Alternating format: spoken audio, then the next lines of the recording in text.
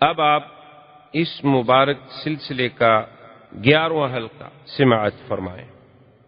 تو اس قسم کے جبریل سے، اور پھر وہ جبریل کے جس کو اللہ نے قرآن میں فرمایا کہ علمہ شدید القویٰ ذو مرۃ فاستویٰ وہو بالافق الاعلیٰ، اللہ فرماتے ہیں کہ وہ قوت والا، طاقت والا جبریل شدید القویٰ، اس سے کہاں بھاگ جاتا جناب براق؟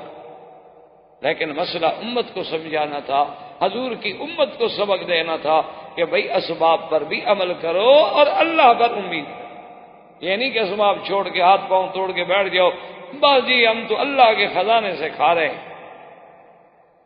اب حضور صلی اللہ علیہ وسلم فرماتے ہیں ثم اتیت، اس کے بعد میرے پاس 2 برتن لائے گئے، ایک روایت میں ہے کہ 3 برتن لائے گئے، ایک برتن میں شراب تھی، ایک برتن میں پانی تھا اور ایک برتن میں دودھ تھا۔ مجھے پیاس جو لگی تو میرے سامنے 3 برتن پیش کیے گئے، ایک میں پانی تھا، ایک میں شراب تھی اور ایک میں دودھ تھا، اور وہ کہا گیا کہ حضور ان 3 میں سے جو آپ کو پسند ہو آپ اختیار فرما لیں، آپ چن لیں، آپ کے لیے سب ٹھیک۔ حضور صلی اللہ علیہ وسلم فرماتے ہیں فاخترت اللبن، میں نے تو دودھ کو اختیار کیا، میں نے کہا مجھے تو دودھ دے۔ تو جبریل علیہ السلام بڑے خوش ہوئے اور انہوں نے کہا اصبت الفطرت یا محمد صلی اللہ علیہ وسلم، حضور مبارک ہو، آپ نے تو بالکل عین فطرت پہ جو حق چیز ہے وہ چنی ہے۔ اگر آپ شراب لے لیتے رغبت امتوں کا، آپ کی امت گمراہ ہو جاتی، اور اگر آپ پانی پسند کرتے تو آپ کی امت پانی میں غرق ہو جاتی، اور آپ نے دودھ پسند کیا ہے چونکہ دودھ ہی تو ایک ایسی چیز ہے جو اللہ نے بندے کے لیے خود غذا بنائی، یہی تو چیز فطرت ہے۔ جیسے ہر بچہ فطرت پہ پیدا ہوتا ہے، اس کی غذائے فطرت جو ہے وہ دودھ ہے، کہ ماں کے بطن سے اسے دودھ ملتا ہے اور کوئی چیز نہیں ملتی۔ اگر اس سے کوئی دنیا میں غذا اور اچھی ہوتی تو اللہ اور اچھی دے دے، اللہ کے آگے کیا مشکل ہے؟ جو اللہ تبارک و تعالیٰ ایک عورت کے سینے میں دودھ پیدا کر سکتے ہیں، ایک عورت کی چھاتیوں میں دودھ کی نہریں بہا سکتے ہیں، اور وہاں دیکھیں تو سسٹم کتنا رکھا ہوا ہے، فلٹر کیسا ہوتا ہے کہ دنیا کی لاکھ مشینری فلٹر کرے اتنا صاف نہیں ہو سکتا جتنا اللہ بچے کے لیے خود نظام بنایا ہوا۔ تو آپ نے وہ برتن لے لیا اور اس کے بعد کہتے ہیں جبریل علیہ السلام مجھے لے کر مسجد اقصیٰ کی طرف داخل ہوئے، اور مسجد اقصیٰ میں نے دیکھا کہ وہ تو بھری ہوئی، اور بعض روایات میں یہ بھی آیا ہے کہ وہاں اذان دی گئی، اور وہی اذان ہے جو آج مسلمان دے رہے ہیں۔ یہ اذان دراصل اسراء کے زمانے میں مسجد اقصیٰ میں دی گئی اور حضور صلی اللہ علیہ وسلم کے سامنے، تاکہ حضور کو اس اذان کی تعلیم دی جائے اور آپ اپنے صحابہ کو تعلیم دی جا سکے۔ تو نے کہا اللہ اکبر اللہ اکبر، اللہ فرماتے صدق عبدی صدق عبدی، میرے بندے نے سچ کہا، سب سے بڑا میں اشہد ان لا الہ الا اللہ قال صدق عبدی لا معبود غیری، میرے بندے نے سچ کہا میرے سوا کوئی الہ۔ اشہد ان محمد رسول اللہ قال صدق عبدی انا استفیتہ انا اخترتہ انا ارسلتہ، اللہ نے فرمایا بالکل میرا بندہ سچ کہہ رہا ہے، باقی اس کو تو میں نے چن لیا، میں نے نبی بنا کے بھیجا ہے۔ اب اس نے کہا حی علی الصلاۃ حی علی الصلاۃ، آپ نے فرمایا صدق عبدی، اللہ فرماتے ہیں میرے بندے نے سچ کہا، حرز عبادی، میرے بندوں کو جگا رہا ہے، بلا رہا ہے کہ جلدی اللہ کی عبادت کی طرف پہنچو۔ تو بعض علماء نے لکھا ہے کہ یہ اذان اس وقت بھی ہوئی، اور پھر مدینہ منورہ میں ایک صحابی نے خواب میں بھی دیکھا، اور اس کو بھی حضور صلی اللہ علیہ وسلم چونکہ پہلے سن چکے تھے، اور پھر صحابی کا خواب تھا، فَأَثْبَتَهُ رسول اللہ، حضور نے پھر اسی کو ثابت کر دیا کہ اب یہی اذان رہے گی قیامت تک۔ تو اذان ہوئی، اور اس کے بعد حضور فرماتے ہیں میں نے دیکھا کہ مسجد بھری ہوئی ہے، فسألت جبریل من هؤلاء، یہ کون لوگ ہیں؟ انہوں نے کہا حضور آپ کو نہیں پتا کہ آپ کے استقبال کے لیے اللہ نے آدم سے لے کر عیسیٰ علیہ السلام تک تمام پیغمبر کھڑے۔ تو حضور صلی اللہ علیہ وسلم فرماتے ہیں کہ اب ہم سوچ میں ہیں کہ اذان ہو گئی، نماز ہو گئی. آج دیکھیں، اور ہر پیغمبر سوچ میں ہے کہ آج مقام امامت کسے نصیب ہوتا ہے. جب نماز کا جب وقت قریب آیا تو حضرت جبریل نے فرمایا صرت مشرقاً و مغربا، میں نے مشرق مغرب شمال جنوب آسمان و زمین پھر کے سارا دیکھ لیا ہے. ما رأیت مثل محمد، میں نے مدنی کے شان کے مطابق کسی کی شان نہیں پائی. فتقدم یا محمد، حضور آپ آگے بڑھیں کیونکہ آپ سب سے اشرف، سب سے افضل، سب سے اعلیٰ ہیں. آج امام الانبیاء کا شرف آپ کو ملے گا. حضور صلی اللہ علیہ وسلم نے فرمایا میں نے وہاں نماز پڑھائی اور اس کے بعد حضور صلی اللہ علیہ وسلم فرماتے ہیں کہ سب انبیاء بھی چلے گئے. ثم اخذنی جبریل فاتا عند الصخرۃ، پھر مجھے جبریل لے کے اس صخرہ کے پاس آئے جس پہ اللہ نے اس سیڑھی کو رکھا جہاں سے میرا معراج شروع ہوا. اللہ تعالی عالم وعلمہ اتم. برادران اسلام، محترم بھائیوں، دوستو، عزیز نوجوانوں، ہم نے اپنے ان دروس کے سلسلے میں جو سیرت النبی صلی اللہ علیہ وسلم سے متعلق ہیں بات پہنچی تھی حضور صلی اللہ علیہ وسلم کے اسراء اور معراج تک، اور یہ بات الحمدللہ ہم نے پڑھ لی، سمجھ لی کہ حضور صلی اللہ علیہ وسلم کا معراج مبارک جو ہے اور اسراء جو ہے وہ آپ کے روح مع الجسد کے ساتھ اور بحالت بیداری، یعنی یہ خواب کا واقعہ نہیں، نہ یہ کوئی روحانی معراج ہے، بلکہ یہ حقیقتاً جسمانی معراج ہے. اور آپ کا سفر مبارک جو ہے وہ روح مع الجسد ہے، مکہ سے بیت المقدس تک اور بیت المقدس سے آسمانوں تک. اسی پر جمہور صحابہ ہیں، اسی پر جمہور تابعین ہیں، محدثین ہیں، ائمہ فقہا ہیں، علماء ہیں، اولیاء اللہ ہیں. جمہور کی رائے جو ہے وہ یہی ہے. باقی حضور صلی اللہ علیہ وسلم کو معراج متعدد مرتبہ ہوئے ہیں، کبھی خواب میں، کبھی روحانی طور پہ، اس سے کسی کو انکار نہیں. لیکن یہ واقعہ ہے معراج جس کا ذکر اسراء و قرآن میں ہے، یہ واقعتاً معراج جسمانی. اور دوسری بات یہ ہے کہ یہ بھی بہت اختلافات ہیں. بعض علماء فرماتے ہیں کہ ربیع الاول کے مہینے میں ہوا، اور بعض علماء نے لکھا ہے کہ رمضان المبارک میں ہوا، اور بعض علماء نے لکھا ہے کہ یہ رجب کے مہینے میں ہوا.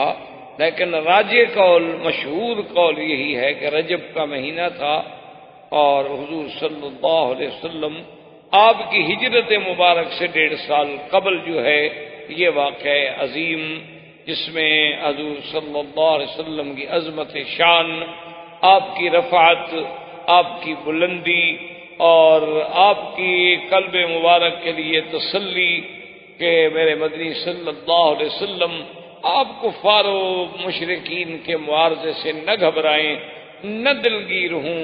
یہ آسمان میرے ہیں، یہ زمینیں میری ہیں، یہ کائنات میری ہے. میں نے جب آپ کے لیے آسمانوں کو مسخر کر دیا ہے تو ان لوگوں کا کیا ہے؟ ہم جب چاہیں گے، یہ تو ہماری حکمت ہے کہ جب کوئی دائی دعوت پہ آتا ہے تو اس کی معارضت بھی ہوتی ہے، موافقت بھی ہوتی ہے اور مخالفت بھی ہوتی ہے، کیونکہ یہ ناممکن ہے دنیا میں کوئی بات، کوئی دعویٰ، اور وہ بھی سچا پیش کیا جائے اور اس کے مخالفت نہ ہو. تو بہرحال حضور کا سفر اور حضور کا معراج جسمانی، اور راجح قول مبارک بھی یہی ہے کہ یہ رجب ہے اور ہجرت سے قبل. اب ہم نے تقریباً درس سابق میں اس بات تک پہنچے تھے کہ حضور صلی اللہ علیہ وسلم براق پر سوار ہو کر بیت المقدس میں پہنچے. راستے میں حضور نے بڑے اللہ کی قدرتوں کے مناظر دیکھے جن کا ذکر آپ سن چکے. مسجد اقصی میں پہنچنے کے بعد سیدنا جبریل علیہ السلام نے وہ ربا آپ کا جو براق تھی اس کو مسجد کے باہر ایک پتھر کے ساتھ باندھ دیا اور پھر حضور کو لے کر اندر تشریف۔ اور یہ بات بھی کتابوں میں موجود ہے کہ جتنے اللہ کے انبیاء ہیں حقیقتاً اس کا عدد اللہ کے سوا کوئی نہیں جانتا۔ عام مشہور بات ہے کہ 1,24,000 ہیں، لیکن اللہ اعلم کہ حضرت آدم علیہ السلام سے لے کر حضرت عیسیٰ علیہ السلام تک تمام انبیاء جو ہیں وہ اس مسجد اقصی میں موجود۔ اب اسی پر علماء کرام نے بڑے اختلاف اور بڑے دلائل جمع کیے ہیں کہ بھی سارے انبیاء، اب آدم علیہ السلام کو تو فوت ہوئے، ہزاروں سال گزر گئے، نوح علیہ السلام کی وفات کو ہزاروں سال گزر گئے، سیدنا ابراہیم علیہ السلام کی وفات کو ہزاروں سال گزر گئے، تو سارے پیغمبر جو تھے وہ کیسے وہاں تشریف لائے اور قبر کی زندگی کے بعد انہیں دوبارہ کیسے بھیجا گیا؟ اس پر علماء کی بڑی ابحاث ہیں، بڑے اقوال ہیں اور بڑی دقیق بحثیں ہیں جن سے آپ تعرض نہ کریں تو زیادہ بہتر ہے، کیونکہ وہ خالص علمی مباحث اور وہ اس وقت تک سمجھ نہیں آ سکتے جب تک آدمی کا ان علوم پر دسترس نہ۔ آپ اتنی بات سمجھ لیں کہ اللہ کی قدرت کے آگے یہ بات بعید ہے کہ اللہ تبارک و تعالیٰ اگر قیامت میں سب کو زندہ کرنے پہ قادر ہیں تو اس سے پہلے بھی قادر۔ ہارون علیہ السلام جب فوت ہو گئے اور بنو اسرائیل اس وقت وادی تیہ میں تھے، وادی تیہ جو ہے یہ مصر اور شام کے درمیان، بیت المقدس کے درمیان میں ایک بہت بڑا صحرا اور ایک بہت بڑا میدان ہے جس کا نام، اور یہ وادی تیہ جو ہے تقریباً 90 میل لمبی اور 27 میل چوڑی ہے۔ اسی میں اللہ نے بنو اسرائیل کو قید کر دیا تھا 6 لاکھ آدمیوں کو کہ 40 سال تک وہ اسی میں سرگردان پھرتے رہے اور باہر نہیں نکل سکے۔ تو اسی وادی تیہ میں حضرت سیدنا ہارون علیہ السلام کی وفات ہو گئی۔ ہارون علیہ السلام کے وفات کے کچھ دنوں کے بعد بنو اسرائیل نے نعوذ باللہ آپس میں یہ باتیں کہنی شروع کر دی کہ ہارون علیہ السلام چونکہ ہمارے ساتھ بڑی مہربانی کرتے تھے، ہمارے ساتھ بہت محبت کرتے تھے، موسیٰ علیہ السلام نے ہی ان کو مار دیا۔ یعنی بنو اسرائیل ایک ایسی قوم ایک عذاب میں مبتلا ہے، اللہ کے نبی کا فرمان نہیں مانا تو اللہ نے ان کو بطور عذاب میدان تیہ میں رکھا کہ انہا محرمۃ علیہم 40 سنۃ یتیہون فی الارض، کہ 40 سال تک میرے نبی اسی زمین میں پھرتے رہیں، اس سے نہیں نکل سکتے۔ اب دیکھیں خدا کی قدرت اور خدا کی سزا کہ ایسی جیل بنا دی جس کی کوئی دیوار نہیں، کوئی باڑ نہیں، کوئی تار لگانے کی ضرورت نہیں، کوئی پہرے کی ضرورت نہیں، کوئی رینجر، کوئی پولیس، کوئی پہرا، کوئی انتظامات، کوئی سپرنٹینڈنٹ جیل، کچھ بس حکم ہے کہ اس سے نہیں نکل سکے 40 سال، 6 لاکھ آدمی ہیں، 1-2 آدمی بھی نہیں ہیں، ساری رات صبر کرتے اور صبح جب اٹھتے دیکھتے جہاں سے چلے تھے وہی۔ تو اتنے یعنی چیزیں دیکھنے کے باوجود حضرت موسیٰ علیہ السلام بھی الزام لگا دیا کہ ہارون علیہ السلام کو آپ نے قتل کر دیا۔ ہارون علیہ السلام بہت پریشان ہوئے، انہوں نے کہا عجیب بات ہے، میرا بھائی ہے، اللہ کا نبی ہے، میں اللہ کا کلیم ہوں، اللہ کا رسول ہوں، میں اپنے بھائی کو قتل کیوں کروں گا بھائی؟ نے کہا نہیں بس وہ ہمارے ساتھ چونکہ بہت مہربانی فرماتے تھے نا، اس غصے میں آپ نے قتل کر دیا ہے۔ حتیٰ کہ اللہ تبارک و تعالیٰ نے موسیٰ علیہ السلام کو بھی یہ معجزہ عطا فرمایا کہ آپ آئے اور ہارون علیہ السلام کی قبر مبارک پہ کھڑے ہوئے اور حکم دیا کہ اللہ کے اذن سے آپ زندہ ہو جائیں گے۔ ہارون علیہ السلام زندہ ہو گئے۔ انہوں نے کہا مجھے تو موسیٰ علیہ السلام نے نہیں مارا، میں تو اپنی طبیعی موت فوت ہوا۔ اب جناب شرمندہ ہوئے، اب کیا جواب دیں؟ تو اللہ اگر ہارون علیہ السلام کو زندہ کر سکے، اللہ تبارک و تعالی سرکار دو عالم صلی اللہ علیہ وسلم کو آپ نے صحیح مسلم میں حدیث ہے، آپ نے فرمایا کہ اسی سے اسراء والی رات میں ایک جگہ سے گزرا تو میں نے دیکھا کہ موسیٰ علیہ السلام قائم یصلی فی قبرہ، اپنی قبر میں کھڑے ہیں اور نماز پڑھ رہے ہیں۔ اسی طرح حضور صلی اللہ علیہ وسلم نے فرمایا کہ میں نے حج کے موقع پہ دیکھا کہ موسیٰ علیہ السلام ایک اونٹنی پہ سوار ہیں اور کانوں میں انگلیاں دیے ہوئے ہیں اور بڑے زور زور سے لبیک اللہم لبیک لبیک لا شریک لک لبیک ان الحمد والنعمت لک والملک لا شریک لک پڑھ رہے ہیں۔ تو اگر موسیٰ علیہ السلام وہاں حج کے لیے آ سکتے ہیں اور قبر میں کھڑے ہو کے نماز پڑھ سکتے ہیں تو ان کا بیت المقدس میں آ جانا بھی کوئی بڑی بات۔ وما ذلک علی اللہ بعزیز، اللہ کے آگے کیا مشکل۔ اور بعض علماء نے فرمایا کہ جیسے ایک عالم ارواح تھا جس میں صرف ہماری روحیں تھیں، اور ایک عالم دنیا ہے جس میں ہم بس رہے، اس کے بعد ایک عالم برزخ ہے اور اس کے بعد پھر ایک عالم آخرت ہے۔ انہوں نے کہا اسی طرح ایک عالم مثال ہے۔ عالم مثال کا معنی یہ ہوتا ہے کہ اللہ تبارک و تعالی نے ان کو مثالی وجود عطا فرمائے کہ وہ قبر مبارک سے بھی خروج لازم نہ آئے اور مثالی وجود کے ساتھ مسجد اقصی میں بھی حاضر ہو جائیں۔ بعض علماء کرام نے رحمت اللہ علیہم اجمعین نے اس بات کو یوں بیان فرمایا، لیکن اصل بات آپ اسی پہ رکھیں کہ ایک بات تو یہ ہے کہ اللہ کے انبیاء اپنے قبور میں زندہ ہیں، دوسری بات یہ ہے کہ صریح حدیث ہے کہ اللہ نے زمین پر یہ بات حرام کر دی ہے کہ وہ کسی نبی کے جسے کو چھیڑ سکے، یعنی ہر بندے کی مرنے کے بعد ہو سکتا ہے کیڑے لگ جائیں، ہمیں کیڑے کھا جائیں، سب ممکن ہے، لیکن اللہ حرم اجساد الانبیاء علی الارض، اللہ نے زمین پر انبیاء کے جسے کو حرام کر دیا ہے، اس کی طاقت ہی نہیں کہ انبیاء کے جسے کو چھو سکے، اور اللہ تبارک و تعالی جب چاہے زندہ کر۔ اس لیے قرآن ایک جگہ کہتا ہے وَلَقَدْ آتَيْنَا مُوسَى الْكِتَابَ فَلَا تَكُنْ فِي مِرْيَةٍ مِّن لِقَائِهِ، کہ میرے مدنی صلی اللہ علیہ وسلم تحقیق ہم نے موسیٰ علیہ السلام کو کتاب دیے اور آپ ان کے ملنے میں کسی شک میں نہ پڑیں، وہ حقیقی ملاقات ہوگی۔ اب موسیٰ علیہ السلام سے اور تو ملاقات ہے نہیں حضور صلی اللہ علیہ وسلم کی ماں سوائے معراج کی رات، اس کا معنی یہ ہے کہ وہ ملاقات بھی حقیقی تھی۔ اور جیسے کہ بعض علماء نے لکھا ہے کہ بھی رات کے نہ گزرنے کا معنی یہ تھا کہ اللہ نے گردش و لیل و نہار کو روک دیا، بریک لگ گئے، بس ٹھہر جاؤ کہ اب میرے مدنی معراج پہ چلے ہیں، آپ جہاں ہیں وہیں رکی رہیں بس۔ تو جب سارا نظام ہی رک گیا، سارے نظام عالم کو روک دیا گیا، اور یہ بھی اللہ کے آگے بعید نہیں، اللہ کے ایک پیغمبر یوشع ابن نون جب جہاد کر رہے تھے بیت المقدس پر، تو وہ جمعہ کا دن تھا اور جہاد اتنی طویل ہو گیا کہ بالکل سورج جو تھا وہ پیلا ہونا شروع ہو گیا، قریب تھا کہ سورج ڈوب جائے، اور صبح ہفتہ تھا اور ہفتے کے دن قتال ہو نہیں سکتی، ان کے نزدیک بند تھی اس زمانے میں کہ یوم السبت جو ہے قتال نہیں۔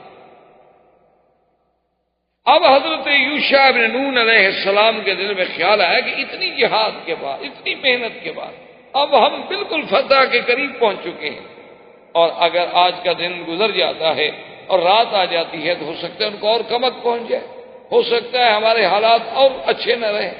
تو حدیث میں موجود ہے کہ آپ نے سورج کی طرف دیکھا اور فرمایا کہ انک مامورۃ وانا مامور، دیکھو تم بھی اللہ کی مخلوق ہو اور تم بھی اللہ کے حکم سے چلتے ہو، اور میں بھی اللہ کا بندہ ہوں اور اللہ کے حکم پر جہاد کر رہا ہوں۔ اللہم احبسھا، میرا اللہ اس کو روک دو، یہ رک جائے تاکہ وقت لمبا ہو جائے اور ہم جہاد میں کامیاب ہو جائیں۔ سورج رک گیا، آپ نے جہاد کیا، فتح ہو گئی، پھر بھی سورج کھڑا ہے اور آرام سے آپ نے عصر کی نماز ادا فرمائی۔ تو اگر ایک پیغمبر کے کہنے سے سورج رک سکتا ہے تو سرکار دو عالم صلی اللہ علیہ وسلم کے لیے یہ پورا نظام عالم جو ہے کیوں نہیں روک سکتا؟ اس کے روکنے میں کیا اشکال؟ تو اس لیے علماء نے فرمایا کہ اس عالم کو اللہ نے روک دیا اور انبیاء کو وہاں بھیج دیا، اور اللہ کے آگے کوئی مشکل نہیں۔ اور اسی طرح یہ بھی روایات میں موجود ہے کہ اسی اسراء و معراج کی رات میں اللہ کے ایک فرشتے نے آذان دی، یعنی یہ آذان جو ہے یہ بھی لیلۃ المعراج سے چلی، ایک بندے نے، ایک ملک نے آذان دی کہ اللہ اکبر اللہ اکبر، فقال اللہ صدق عبدی صدق عبدی۔ جب اس نے کہا کہ اللہ اکبر اللہ بڑا ہے تو اللہ نے فرمایا ہاں میرا بندہ سچ کہہ رہا ہے، میں ہی بڑا ہوں، مجھ سے بڑا کون؟ جب اس نے کہا اشہد ان لا الہ الا اللہ، اللہ نے فرمایا صدق عبدی، میرے بندے نے سچ کہا ہے، کیونکہ لا معبود بحق سوا، اللہ کے سوا کوئی الہ نہیں۔ اس نے کہا اشہد ان محمد رسول اللہ، قال صدق عبدی انا ارسلتہ وانا استفیتہ وانا ائتمنتہ، اللہ نے فرمایا کہ میرے بندے تو نے سچ کہا، محمد مصطفیٰ کو میں نے رسالت دی ہے، میں نے آپ کو نبوت کے لیے چن لیا ہے، میں نے آپ کو اپنے وحی کا امین بنایا ہے، تم ٹھیک کہہ رہے ہو۔ تو یہ آذان جو ہے علماء نے لکھا کہ اصل میں ایک فرشتے نے کہی اور پھر یہ آذان دی گئی محمد الرسول اللہ صلی اللہ علیہ وسلم۔ اور ایک حدیث میں آتا ہے کہ ایک صحابی نے خواب دیکھا تھا، وہ بھی بعید نے، کہ ابھی معراج کی رات بھی یہ چیز دکھائی گئی ہو، اور ایک صحابی کو خواب میں بھی دکھلا دیا گیا ہو۔ یہ کوئی ایسی بات نہیں ہے کہ دو آدمی خواب نہیں دیکھ سکتے، یا ایک واقعہ یہاں پیش آئے، ایک واقعہ کسی اور جگہ پیش آئے۔ تو اب جناب علماء فرماتے ہیں کہ اذان جب ہوئی تو حضرت آدم علیہ السلام سے لے کر سیدنا عیسیٰ علیہ السلام تک ہر پیغمبر اپنے دل میں متفکر بھی ہے، خیال بھی ہے اور تمنا بھی ہے کہ بھئی آج امامت کسے ملے گی۔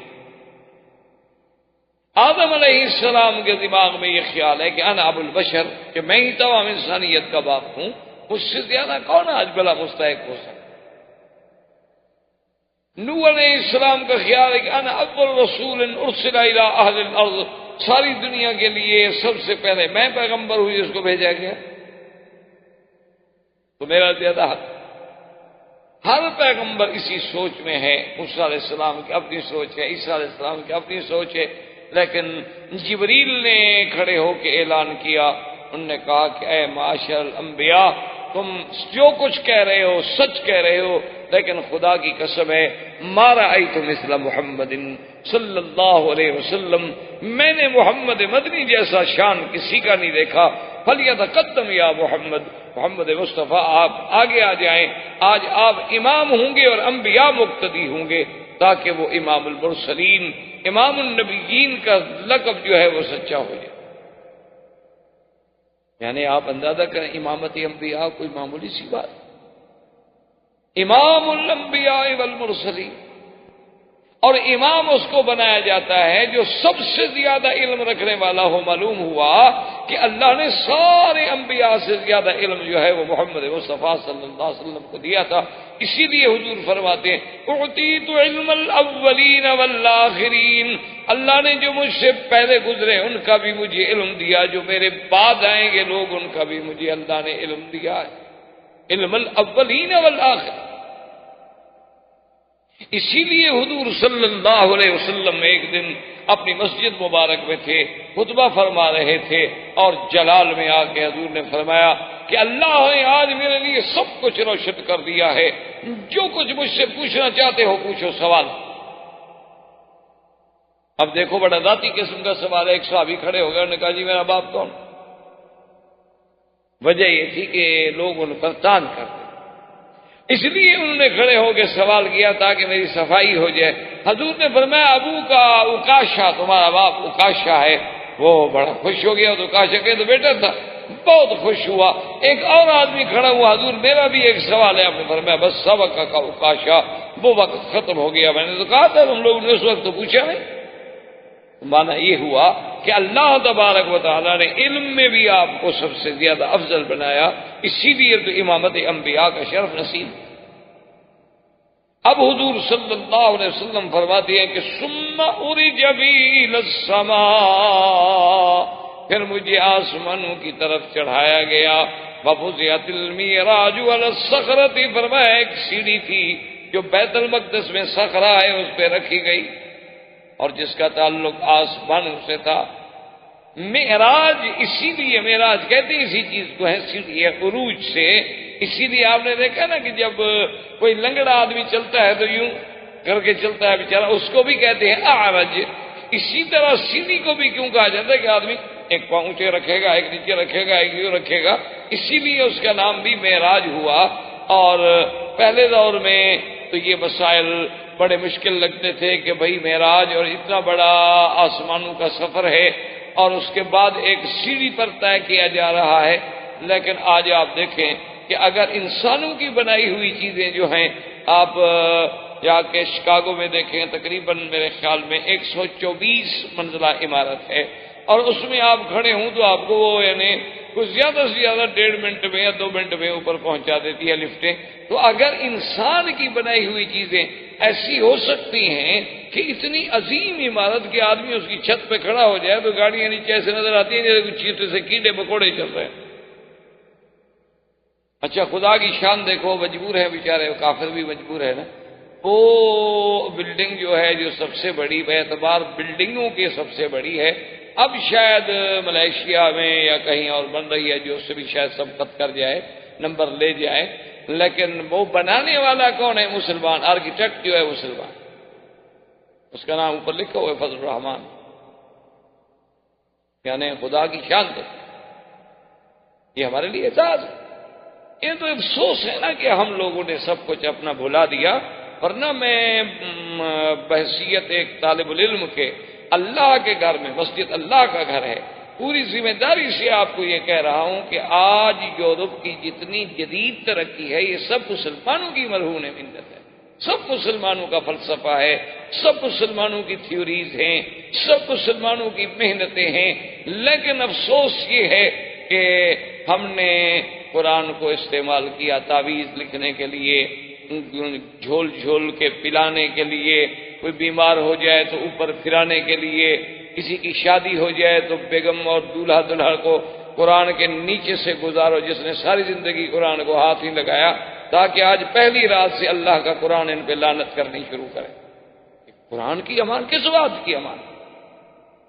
تم تازہ قرآن کی مخالفت کر کے قرآن کے نیچے سے گزر رہے، تمہارا میک اپ، تمہارا سنگار، تمہارا لباس، تمہارا تمدن، تمہاری دعوت، تمہاری پارٹی، تمہارے یہ پھول، تمہارے یہ سہرے، تمہارا یہ عیسائیوں والے لباس، تمہاری یہ افراح کے اندر پارٹیاں، دعوتیں، غیروں کے سامنے فلموں کا بننا، یہ اسی لیے قرآن کے نیچے گزار رہے ہو کہ بڑی حرمت والی بیوی ہے، اللہ کے قرآن کے نیچے سے گزر رہی ہے بیچاری۔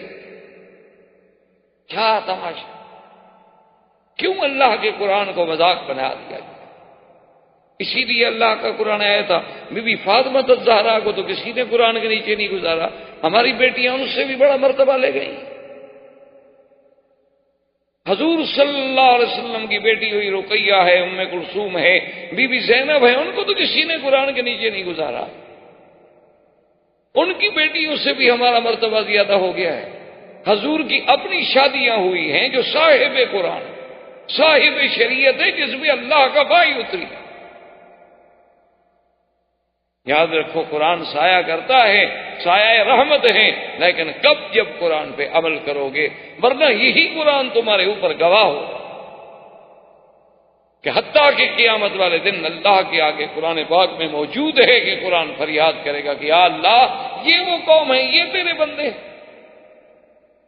کہ جنہوں نے مجھے چھوڑ دیا تھا، کبھی مجھ پر عمل ہی نہیں۔ ان قوم اتخذوا هذا القرآن مہجورا۔ تو بہرحال میرے کہنے کا مقصد یہ تھا کہ اگر آپ ٹھنڈے دل سے دیکھیں تو حقیقتاً یہ ہے کہ ایک دعویٰ یا ایک علم دیا ہی اللہ کے قرآن نے ہے۔ آج پوری دنیا اٹامک انرجی اور فلاں سب سے پہلے یہ کس نے آئیڈیا دیا تھا؟ کس نے یہ نظریہ دیا تھا کہ ارسل علیہم طیرا ابابیل ترمیہم بحجارۃ، کہ ایک پرندہ آتا ہے، اس کی چونچ میں ایک پتھر ہے اور اوپر سے ڈالتا ہے اور تباہی کر دیتا ہے۔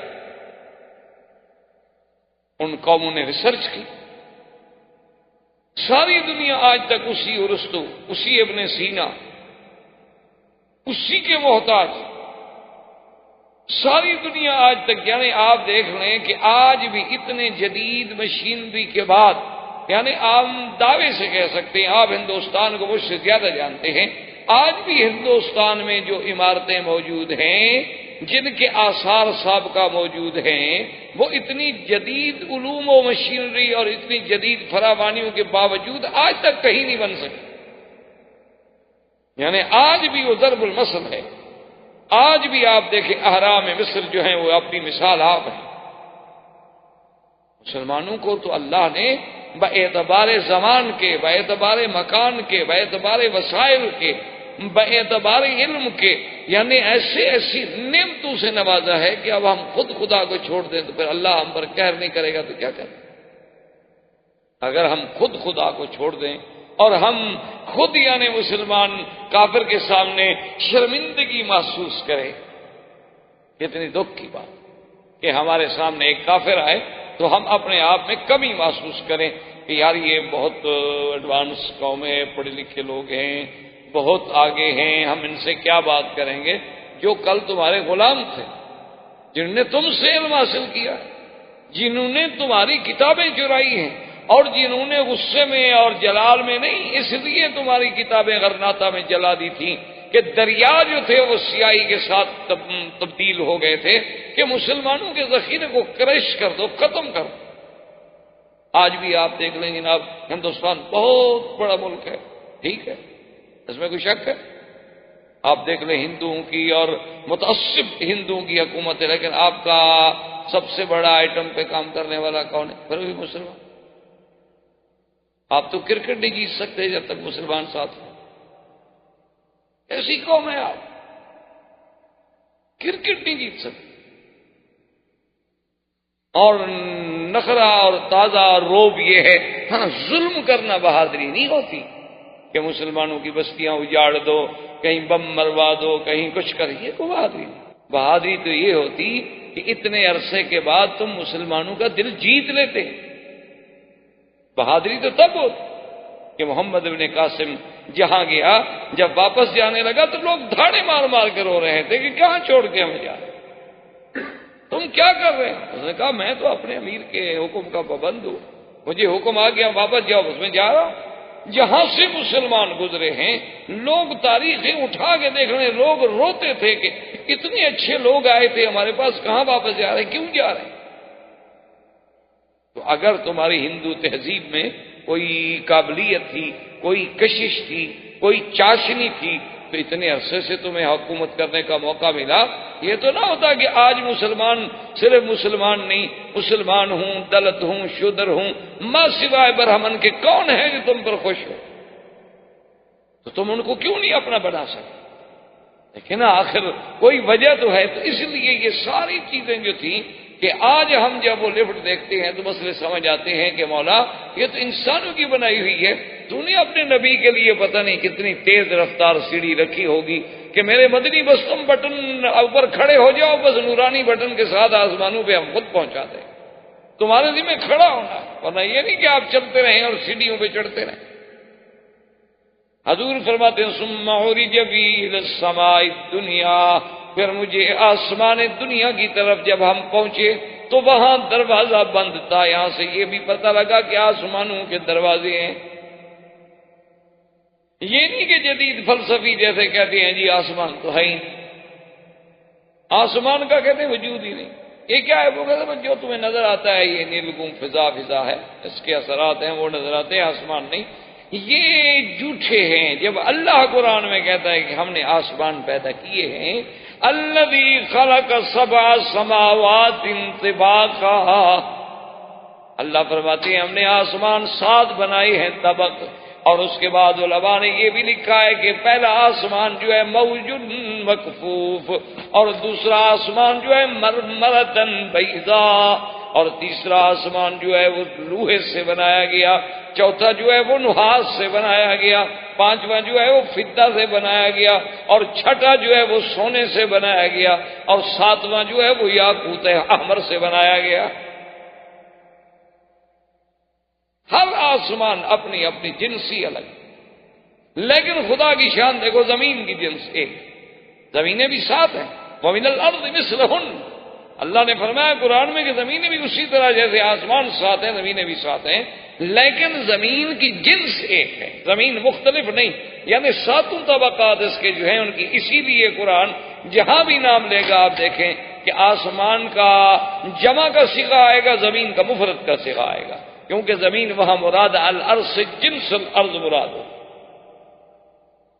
اللہ تبارک و تعالیٰ نے فرمایا سبع سماوات طباقا، ایک جگہ نہیں فرمایا، کئی مقامات پہ فرمایا افلا ينظرون الى الابل كيف خلقت والى السماء كيف رفعت، اللہ فرماتے ہیں نہیں دیکھتے میں نے آسمانوں کو کیسے بلند کیا ہے، کہیں فرماتے ہیں والسماء بنيناها بأيد وإنا لموسعون، کہ آسمانوں کو ہم نے اپنے ہاتھ سے بنایا، آسمان، اور پھر آسمانوں میں دروازے ہیں، قرآن کہتا ہے فَفَتَحْنَا أَبْوَابَ السَّمَاءِ بِمَاءٍ مُنْهَمِرٍ وَفَجَّرْنَا الْأَرْضَ عُيُونًا فَالْتَقَى الْمَاءُ عَلَىٰ أَمْرٍ قَدْ قُدِرَ، اللہ فرماتی ہیں کہ ہم نے آسمانوں کے دروازے کھول دیے جب نوح کی قوم پہ عذاب آیا، تو ہم نے آسمانوں کو حکم دیا کھول تو دروازے کا، اوپر سے بھی پانی برساؤ۔ یاد رکھو پانی کے خزانے جو ہیں بعض آسمانوں میں ہیں اور بعض بادلوں میں ہیں، بعض اللہ نے زمین کے نیچے رکھے ہیں اور بعض کو اللہ نے یعنی برف کی شکل میں پہاڑوں کے اوپر جمایا ہوا ہے کہ بغیر ٹینکیاں بنائے ہوئے تمہارا اتنا پانی اللہ نے محفوظ کر دیا ہے، اور وہ اتنی ایسی چیز جامد کر دی ہے کہ اس میں کوئی کچھ جراثیم کچھ اثر ہی نہیں کر سکتا، کوئی چیز قریب جائے خود ٹھنڈے سے بھر جائے اور محفوظ۔ اچھا ایک دن میں دھوپ میں پڑے تو پگھل جائے، ایسا بھی نہیں ہوتا، اللہ کا ایک ایسا نظام ہے۔ اور پھر وہ بادلوں میں یعنی پہاڑوں کے عروق ہیں، رگیں ہیں، ان رگوں کے ذریعے کچھ پانی تو بالکل زمین کے نیچے چلا جاتا ہے، جس کو تم پھر اپنا کنویں کھود کے پانی نکالتے ہو، جس میں تم اپنا، اور کچھ پانی ایسا ہوتا ہے جو زمین کی سطح پہ گرتا ہے جس کو تم نہروں کے اندر قید کرتے ہو، دریاؤں کے اندر قید کرتے ہو، ڈیم بنا کے پابند کرتے ہو، اور کچھ آسمانوں کے اوپر دریا ہے۔ اسی لیے روایات مبارک میں آتا ہے کہ عرش جو ہے وہ دریا پر ہے، پانی پر ہے، کیونکہ عرش کے نیچے ایک دریا ہے رحمت، تو اللہ چاہتے ہیں تو کبھی وہاں سے پانی برسا دیتے ہیں اور کبھی چاہتے ہیں تو بادل نیچے سے پانی کے قطرات لے کے اکٹھے ہوتے ہیں اور پھر اس سے پانی برستا ہے۔ اس لیے قرآن نے دونوں جگہ ذکر کیا، اسی جگہ پر فَفَتَحْنَا أَبْوَابَ السَّمَاءِ بِمَاءٍ مُنْهَمِرٍ، اور کہیں فرماتے ہیں أَأَنْتُمْ أَنزَلْتُمُوهُ مِنَ الْمُزْنِ أَمْ نَحْنُ الْمُنزِلُونَ، کیا ان بادلوں سے تم پانی برساتے ہو؟ کہتے ہیں نا جی وہ زمین کا سکل کشش کا جو درجہ تھا، وہ زمین میں وہ درجہ کس نے پیدا کیا؟ سیدھی بات کرو، کیوں کان کو یوں گھما کے پکڑتے ہو؟ زمین تم نے بنائی ہے، ہوائیں تم نے بنائی ہیں، دریا تم نے بنائی، جب خدا نے بنایا سیدھی بات کرو کہ اللہ باغ بارش دیتے ہیں جب چاہتے ہیں، نہیں چاہتے نہیں دیتے ہیں۔ تو اللہ تبارک و تعالیٰ کے نبی جب آسمانوں پہ پہنچے تو حضور سرکار دو عالم فرماتے ہیں کہ جبریل علیہ السلام نے وہاں دروازے پر ناک کی تو اندر سے پوچھا گیا کہ من کون ہو؟ کہا جبرائیل، میں جبریل ہوں۔ کہا من ما کا تمہارے ساتھ کون ہے؟ قال محمد صلی اللہ علیہ وسلم، انہوں نے کہا میرے ساتھ تو محمد مصطفیٰ ہے۔ قال هل بعث الیہ، کیا آپ کو دعوت بھیج دی گئی معراج کی؟ انہوں نے کہا کہ ہاں۔ ثم یفتح له، فرماتے ہیں کہ پھر میرے لیے دروازہ کھولا گیا، اور جب میں آسمان کی سیر کر رہا تھا، اب جناب بڑے بڑے اشکال لوگوں نے کتاب لکھے ہیں جی کہ اللہ نبی آسمانوں پہ کیسے چلے گئے، راستے میں قرۂ زمہریر ہے اور راستے میں کئی قرات ہیں، ان کو عبور کرنا بڑا مشکل ہے، وہ کیسے اس سے جا سکتے ہیں؟ وہ اللہ کے بندے کچھ دیکھو، اصل وجہ یہ تھی کہ جیسے لکھا ہے نا شاہ ولی اللہ محدث دہلوی نے، اللہ ان کی قبر پہ رحمت فرمائے، انہوں نے لکھا ہے کہ اللہ نے جتنے انبیاء کو معجزے دیے ہیں نا، حضرت نوح علیہ السلام سے لے کر سرکار دو عالم حضرت محمد رسول اللہ علیہ السلام تک جتنے معجزے ملے ہیں، اللہ قیامت کے آنے سے پہلے پہلے ان معجزات کی مثالیں دنیا میں پیش کر دیں گے، تاکہ قیامت میں کوئی یہ کہہ نہ سکے کہ اللہ میں یہ بات تو عقل میں نہیں آتی تھی، ہم کیسے مانیں۔ تو آج اگر تمہارے صواريخ، آج اگر تمہارے بنائے ہوئے اپنے مکوک فضائی جو ہیں وہ چاند پہ جا سکتے ہیں اور وہ یہ سارے کرے کراس کر دیتے ہیں، تو اللہ کا نبی اگر جانا چاہے اور لے جانے والا بھی خود اللہ کا حکم سے جبریل ہو، تو حضور کیوں نہیں جا سکتے؟ کیا مشکل ہو گئی؟ اور پھر اگر جن جو ہیں وہ آسمانوں کے قریب جا سکتے ہیں، وَأَنَّا كُنَّا نَقْعُدُ مِنْهَا مَقَاعِدَ لِلسَّمْعِ فَمَن يَسْتَمِعِ الْآنَ يَجِدْ لَهُ شِهَابًا رَّصَدًا، کہ ہم نے اپنے سننے کے لیے وہاں ٹھکانے بنا رکھے تھے۔ اگر جن وہاں جا سکتے ہیں تو سرکار دو عالم رحمت دو جہاں صلی اللہ علیہ وسلم وہاں کیوں نہیں جا سکتے؟ حضور فرماتے ہیں کہ جب میں آسمان دنیا پہ پہنچا، میں نے دیکھا کہ ایک آدمی ہے، بڑا لمبا قد ہے اس کا۔ کہتی ہے میں حیران ہو گیا کہ ایک آدمی اتنا بڑا قد، اور اس کی ایک کیفیت بھی میں نے دیکھی کہ جب وہ جانب یمین دیکھتا ہے تو خوش ہوتا ہے، مسکرا دیتا ہے، اور جب جانب یسار دیکھتا ہے تو رو دیتا ہے۔ فتعجب تو، میں حیران ہوا، میں نے کہا جبریل من نہا، یہ کون؟ میں نے کہا ھذا ابوک آدم، یہ تو آپ کا ابا آدم ہے، چلے آپ سلام کریں۔ تو حضور صلی اللہ علیہ وسلم فرماتے ہیں میں نے سلام کیا تو آپ نے بھی جواب دیا کہ مرحبا بالنبی الصالح والابن الصالح، کیونکہ یہ حدیثوں میں موجود ہے کہ اللہ نے جب آدم کو پیدا کیا تو ان کا قد مبارک جو ہے وہ 60 ہاتھ لمبا تھا۔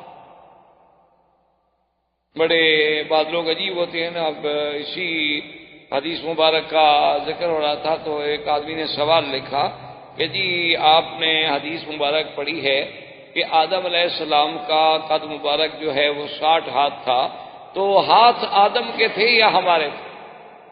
دیکھیں نا جی قوم کی سوچ ہے نا، ماشاءاللہ بڑی باریک بین قوم ہے ہماری ماشاءاللہ۔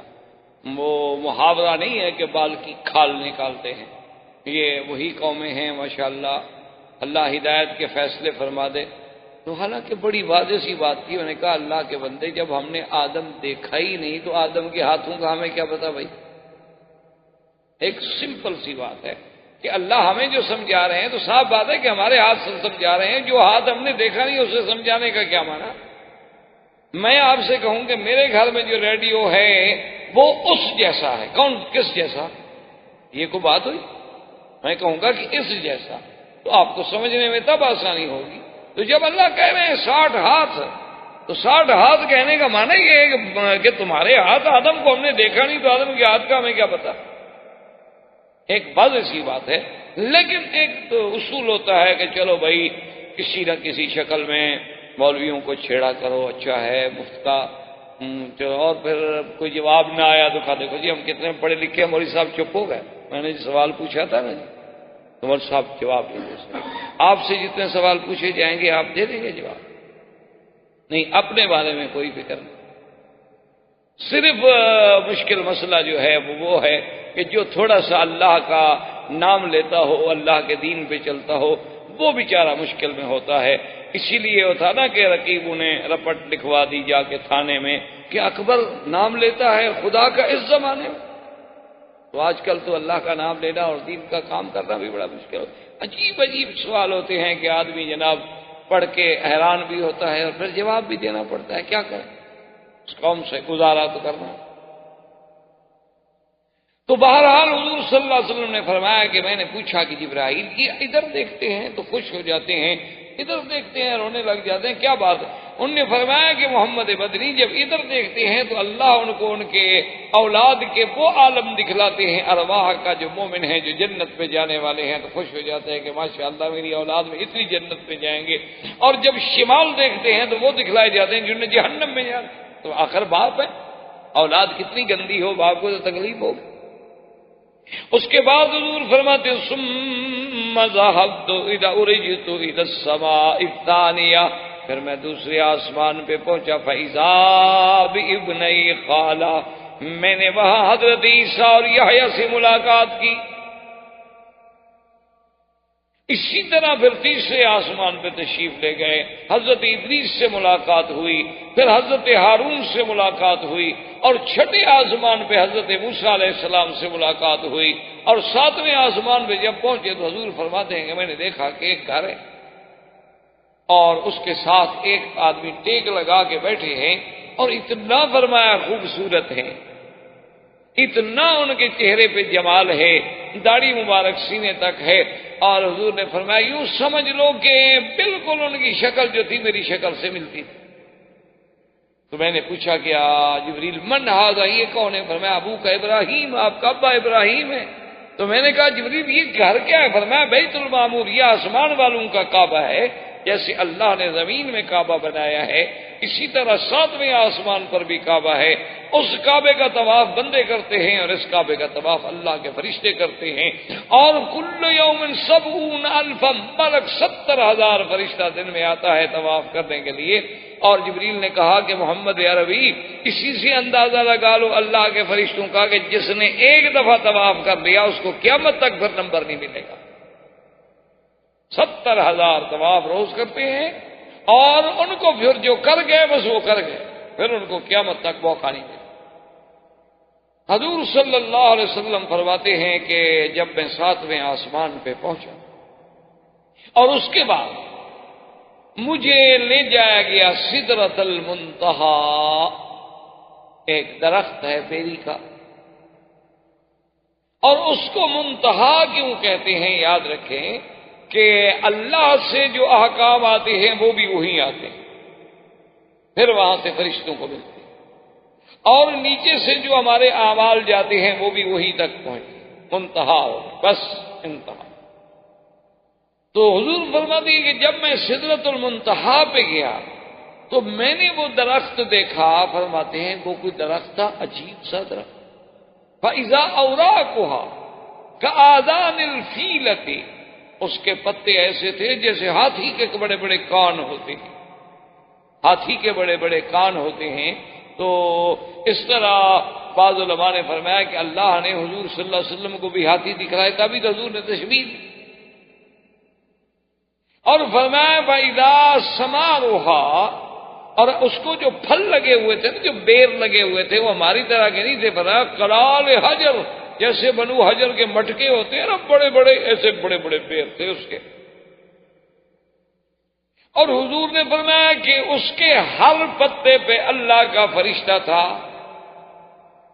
اور اس کے بعد فرماتی ہیں کہ میں ابھی کھڑا دیکھ رہا تھا کہ اس کو ایک نور نے ڈھانپ لیا، جس کو قرآن کہتا ہے اذ یغشی السدرۃ ما یغشی ما کذب الفؤاد ما رأى لقد رأى من آیات ربه الکبریٰ۔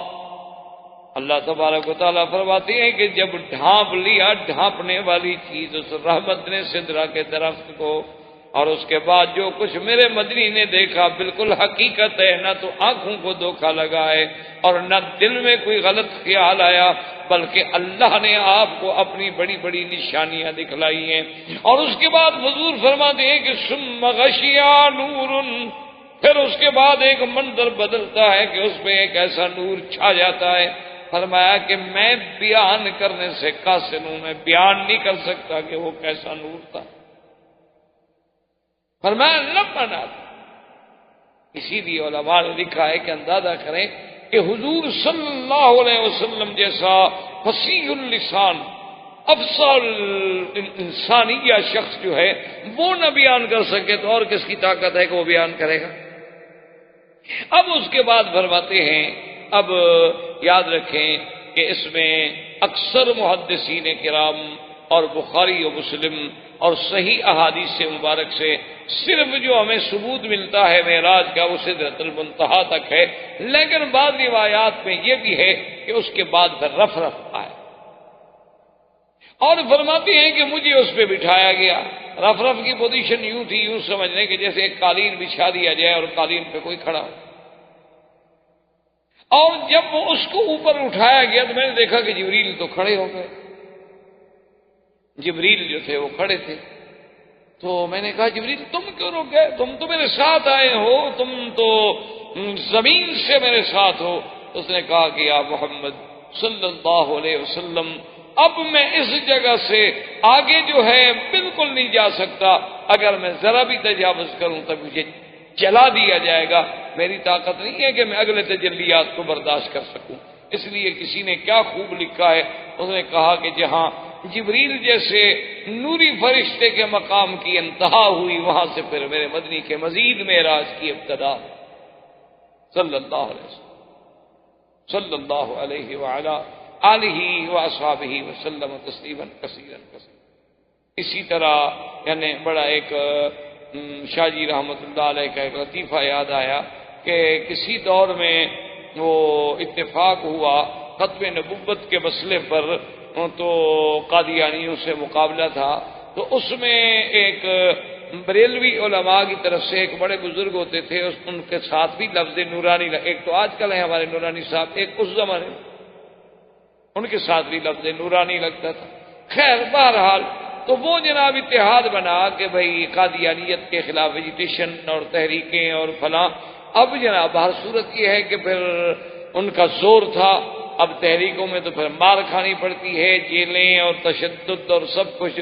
تو وہ جو نورانی صاحب تھے وہ انہوں نے اس کے بعد بائیکاٹ کر دیا کہ بھی میرا اس اتحاد سے کوئی تعلق. بائیکاٹ ہو. تو شاہ جی رحمۃ اللہ علیہ بڑے عجیب خطیب تھے اور بڑی اچھی عجیب ان کی مزاح ہوتی تھی. تقریر فرما رہے تھے کہ کسی نے چٹ لکھا کہ حضرت آپ کو نورانی کیوں چھوڑ گئے؟ تو شاہ جی مسکرائے. انہوں نے کہا بھائی ان کی تو پرانی عادت ہے، یہ میرے نانے کو بھی چھوڑ گئے سدرۃ المنتہا. انہوں نے کہا ان کی تو پرانی عادت ہے، یہ راستے میں ہی چھوڑ جاتے. تو اس میں ہمارا تو کوئی قصور ہے نہیں. اس نے کہا وہ نوری تھا نا اس لیے چھوڑ گیا. میں اگر خاکی بندہ مدنی کے ساتھ ہوتا تو جل جاتا، لیکن ساتھ تو نہ چھوڑتا نا. لیکن نوری تھا، جل گیا. تو یہ بھی نوری لوگ ہیں، ہم خاکیوں کے ساتھ چل نہیں سکتے، ہم کیا. تو بہرحال یہ تو ایک لطیفہ تھا. تو اس کے بعد حضور صلی اللہ علیہ وسلم فرماتے ہیں کہ پھر میرا اللہ تبارک و تعالی کا قرب نصیب ہوا. اور اسی پہ ابن عباس فرماتے ہیں کہ حضور نے اللہ کی زیارت کی اور اللہ تبارک و تعالی نے ابراہیم کو خلیل اللہ کا لقب بخشا اور موسیٰ کو کلیم اللہ کا لقب بخشا اور مدنی کو رویت کا شرف بخشا، جو کسی پیغمبر کو نہیں ملا کہ اس نے اپنے رب کی دیدار کی ہو. یہ صرف ملا تو سرکار دو عالم صلی اللہ علیہ وسلم کو ملا. اور اس کے بعد اللہ نے فرمایا کہ میرے مدنی آپ کی امت کے لیے تحفہ ہے کہ فرضت علی امت 50 صلاتن، کہ 50 نمازیں ہم نے آپ کی امت میں فرض کی. پہلے احکام بڑے سخت ہیں. اچھا اگر جنابت ہو جائے مثلا 7 دفعہ غسل، اگر کپڑا پہ کچھ لگ جائے تو پہلے تو ایک حکم تھا کہ کاٹ دو، پھر حکم ملا کہ 7 دفعہ دھو گے تو تب پاک. اور نمازیں بھی 50 ہوئی. 50 نمازیں فرض ہونے کے بعد جب حضور صلی اللہ علیہ وسلم ایک ہدیہ عظیمہ لے کے آئے، اسی لیے علماء نے لکھا ہے کہ یاد رکھو ساری شریعت جو ہے وہ جبریل لے کے آئے ہیں. ایک نماز ہے جو خود میرا مدنی محمد مصطفیٰ لے. ہر حکم نبی میں جتنا ہے، رمضان کے روزے ہیں، حج ہے، زکوٰۃ ہے، جہاد ہے، نکاح ہے، طلاق ہے، میراث ہے، احکام ہے، سب لانے والا جبریل ہے. ایک نماز ایسی چیز ہے جو لانے والے خود محمد الرسول. اور جیسے ملی کب؟ معراج کی رات میں. اسی لیے حدیث میں آتا ہے کہ نماز جو ہے دراصل یہ بھی مومن کا معراج ہے. کہ مومن جب نماز پڑھتا ہے، حدیث میں آتا ہے کہ ایسے انداز میں نماز پڑھو کہ انک ترا، کہ گویا تم خود خدا کو دیکھ رہے ہو. اور اگر یہ مرتبہ حاصل نہیں کر سکتے ہو، ابھی اس مقام پہ تمہارا گزر نہیں ہوا، تو فَإِن لَّمْ تَكُن تَرَىٰ فَإِنَّهُ يَرَاكَ، وہ تو آپ کو دیکھ رہا ہے. کم از کم یہ تو تصور کر لو. یہ تو نہیں کہ نماز پڑھ رہے ہو دور سے دیکھا جائے معلوم ہوتا ہے کہ کھیل رہے ہیں کوئی رومال بنا رہا ہے، کوئی کپڑے ٹھیک کر رہا ہے، کوئی جناب ماشاءاللہ کبھی گھڑی نکال کے ٹائم دیکھ لیتے ہیں، کبھی پیسے نکال کے STM میں ڈال دیے، کبھی اس کو پکڑ کے ادھر کھڑا کر دیا، کبھی اس کو ادھر کر، نماز نہ ہوئی، تماشا ہوا۔ اور پھر دلائل دیتے ہیں کہ جی جائز ہے، بالکل جائز ہے، ضرورت کے لیے تھوڑا ہے کہ کھیلتے رہو۔ ہم بھی مانتے ہیں کہ جائز ہے، لیکن جب ضرورت ہو، یہ کہاں لکھا ہوا ہے کہ بلا ضرورت بھی جائز ہے؟ اور جی حضور صلی اللہ علیہ وسلم 2 قدم آگے تشریف لے گئے تھے، پھر 2 قدم پیچھے، تو نفل نماز پڑھ رہے تھے، فرض میں تو کبھی نہیں۔ نفل نماز میں تو توسع ہوتا ہے۔ تو بہرحال خیر، حضور صلی اللہ علیہ وسلم جب واپس آئے، حتیٰ کہ پتہ ہے ایک آدمی حضور کے سامنے اس نے صرف یوں کیا نماز میں، یوں تھوڑا سا کھجا، انسان ہے کھجلی ہو جاتی ہے، حضور نے فرمایا لو خشع قلبہ لخشعت جوارحہ، اگر اس کے دل میں خشوع ہوتا تو اس کے ہاتھ میں بھی خشوع ہوتا، کبھی نہیں ہلتے۔ اس کا مطلب ہے کہ اس کے دل میں ڈر نہیں، جس کے دل میں ڈر ہو وہ ہلے گا تھوڑا،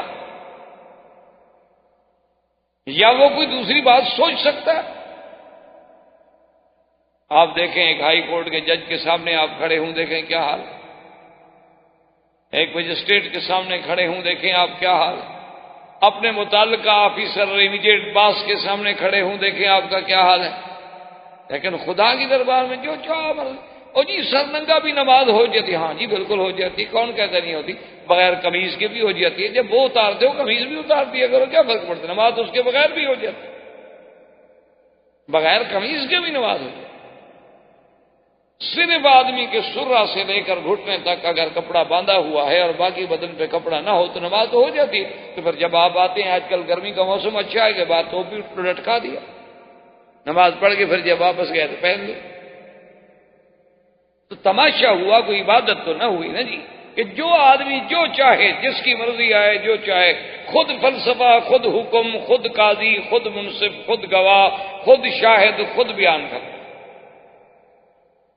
اور اللہ کا قرآن کہتا ہے یا بنی آدم خذوا زینتکم عند کل مسجد، کہ جب میرے لیے نماز کے لیے آؤ تو پوری تیاری کر کے آؤ کہ اللہ کے دربار میں جا رہے ہیں، اچھی طرح لباس ہو، کپڑے اچھے ہوں، خوشبو لگی ہوئی ہو، وضو کر کے آؤ، اور بالکل خشوع خضوع کے ساتھ، قلب و قالب کے ساتھ اللہ کی طرف متوجہ ہوں۔ جب اللہ اکبر کرو، حضور نے فرمایا کہ جب تم نے نظر ذرا ادھر ہٹا دی تو اللہ بھی اپنی نظر رحمت ہٹا دے۔ اللہ کا نبی تو نظر نہیں ہٹانے دیتے اور ہم کھیلتے رہیں۔ حضور صلی اللہ علیہ وسلم کو جب 50 نمازیں فرض ہوئی اور 50 نمازیں لے کر آپ واپس آئے، تو جب آپ چھٹے آسمان پہ تشریف لائے تو آپ کو سب سے پہلے حضرت موسیٰ علیہ السلام نے استقبال کیا، اور موسیٰ علیہ السلام نے پوچھا کہ ماذا فرض علیک یا محمد، کیونکہ یہ سنت اللہ ہے کہ اللہ جب کسی کو اتنی بلندیوں پہ پہنچاتے ہیں تو پھر کچھ نہ کچھ اس کے لیے احکام بھی نافذ فرماتے ہیں۔ کیا فرض ہوا؟ حضور نے فرمایا فرض علی امتی 50 صلوات، میری امت پہ اللہ نے 50 نمازیں فرض کی ہیں۔ موسیٰ علیہ السلام نے کہا ارجع الی ربک فاسألہ التخفیف، کہ محمد مصطفیٰ مہربانی کرو واپس جاؤ، اللہ سے تخفیف مانگو۔ کہاں 50 نمازیں آپ کی امت پڑھے گی؟ میں نے بنو اسرائیل کو دیکھا ہے، وہ 3 نمازیں نہیں پڑھتے، آپ کی امت 50 نمازیں پڑھے گی۔ آپ کی امت تو ماشاءاللہ، یہ تو ہو سکتا ہے کہ وہ 50 فلمیں بیٹھ کے دیکھ لے 24 گھنٹے میں، لیکن 50 نمازیں نہیں پڑھ سکتے۔ فلم دیکھیں نا ماشاءاللہ جناب، 80 سال کا بوڑھا بھی ہو تو بالکل نظر ہلتی نہیں، معلوم یہ ہوتا ہے کہ بالکل یہاں رک گئی ہے اور جام ہو گئی ہے پتلی۔ اور اللہ کے کعبے میں آئے تو کبھی ادھر رخ ہے، کبھی ادھر رخ ہے، کبھی ادھر رخ ہے، پتہ نہیں کیا قوم ہے، ہم کدھر جا رہے ہیں، مجھے تو آج تک یہ سمجھ نہیں آ سکتی۔ بلکہ ایک میرا دوست ہے، مر گیا بیچارے، اللہ ان کی قبر پہ رحمت فرمائے، بالکل بوڑھے آدمی، 70 سال سے بھی عمر زیادہ تھی میرے خیال میں، اور بڑی ماشاءاللہ بیچارے بوڑھے ہو گئے تو اینک شینک بھی لگاتے تھے۔ تو ایک دن میں کبھی کبھی جاتا تھا ان کی خبر گیری کرنے کے لیے، تو ایک دن میں گیا تو بیٹھے تھے اپنے کمرے میں، بڑی مشکل سے بیچارے اٹھے، بوڑھے آدمی تھے، دروازہ کھولا اور بیٹھ گئے جب، تو اپنا میں نے دیکھا کہ وہ سامنے تو ٹی وی شیوی چل رہا ہے، میں نے کہا حضرت اس کو تھوڑا سا بند کر دیں گے، میں کر دوں، آپس میں باتیں کرنے کے لیے۔ میں نے کہا میں ایسا کوئی نیک آدمی نہیں کہ نیکی کے لیے بند کر رہا ہوں، میں نے آپ سے باتیں کر، تو خیر میں نے اس کو بند کر دیا۔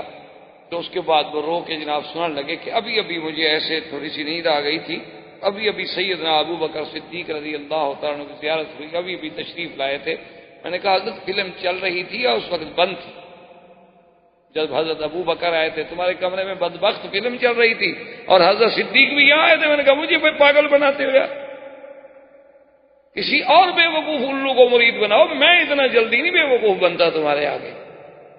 اور تمہارے یہاں فلم چلی اور کہتے ابھی ابھی سیدنا صدیق آئے تھے. کیا بکواس کر رہے ہیں؟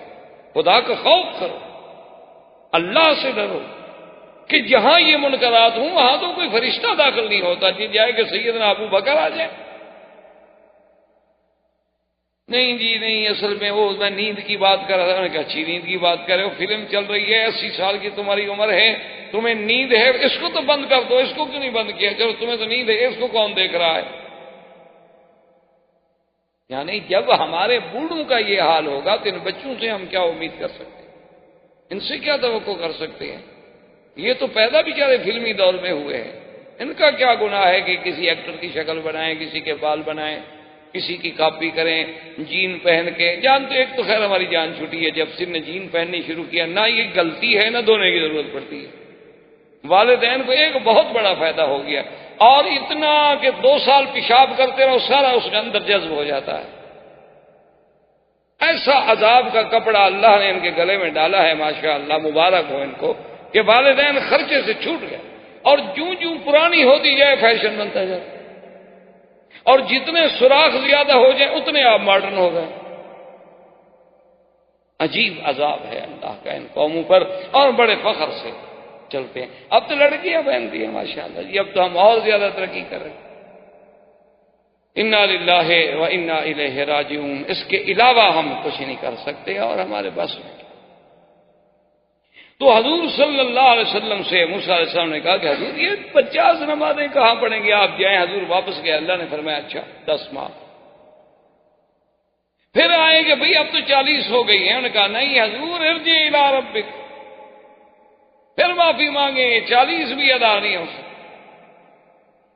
اب علماء نے کتنی عجیب بات لکھی ہے. انہوں نے کہا کہ یہ 5 دفعہ حضور گئے، 5 دفعہ آئے، تو موسیٰ علیہ السلام بھی ایک ہی دفعہ کہہ دیتے یا حضور ہی ایک دفعہ معافی مانگ لیتے اور اللہ بھی ایک ہی دفعہ معاف کر دیتے. تو انہوں نے کہا کہ دراصل اللہ چاہتے تھے کہ میرے مدنی کو ایک معراج نہیں، ایک معراج میں 5 دفعہ پھر معراج ہو جائے. ایک دفعہ تو بیت المقدس سے ہو اور ایک دفعہ پھر سدرۃ المنتہا سے ہو اللہ کی طرف. اور موسیٰ علیہ السلام یہ چاہتے تھے کہ رب ارنی انظر الیک، کہ میں نے تو اللہ کو دیکھنے کی درخواست کی تھی، اللہ نے قبول نہ کی. میں خدا کو تو نہ دیکھ سکا، لیکن جو آنکھیں خدا کو دیکھ رہی ہیں میں ان کو تو دیکھتا رہوں بار بار. کم سے کم یہ آنکھیں خدا کو دیکھ چکی ہیں، چلو میں خدا کو نہ دیکھ سکا تو محمد مدنی کی آنکھوں کی زیارت تو کرتا رہوں، ورنہ تو ایک دفعہ میں بھی معافی ہو سکتی. آخر جب 5 نمازیں رہ گئیں اور اللہ نے یہ فیصلہ فرما دیا کہ آپ کی امت پڑھے گی 5 لیکن لکھیں گے ہم 50، کہ لا یبدل القول لدی، کہ میرے مدنی ہمارے ہاں فیصلے نہیں بدلے کرتے. لیکن اب یہ ہے کہ امت آپ کی نماز تو 5 پڑھے گی، من جاء بالحسنۃ فلہ 10 امثالھا، لیکن ثواب جو ہے ہم ان کو 50 کریں. واپس آئے موسیٰ علیہ السلام نے کہا حضور پھر جاؤ. فرمایا انی استحییت ربی، اب مجھے بار بار درخواست کرنے سے حیا. اب اللہ نے جو فیصلہ فرما دیا ہے مجھے قبول ہے. وآخر دعوانا ان الحمدللہ رب العالمین. برادران اسلام، اس سلسلہ دروس میں ہم نے کافی دنوں سے اپنے دروس کا تعلق جو ہے وہ سیرت نبی پاک صلی اللہ علیہ وسلم سے رکھا ہے، اور الحمدللہ کہ اللہ تبارک و تعالیٰ کی توفیق سے، عنایت سے، فضل و کرم سے حضور صلی اللہ علیہ وسلم کی سیرت مبارک کے کچھ پہلو آپ کے زمانہ ولادت سے لے کر آپ کے اسراء و معراج تک بات پہنچی.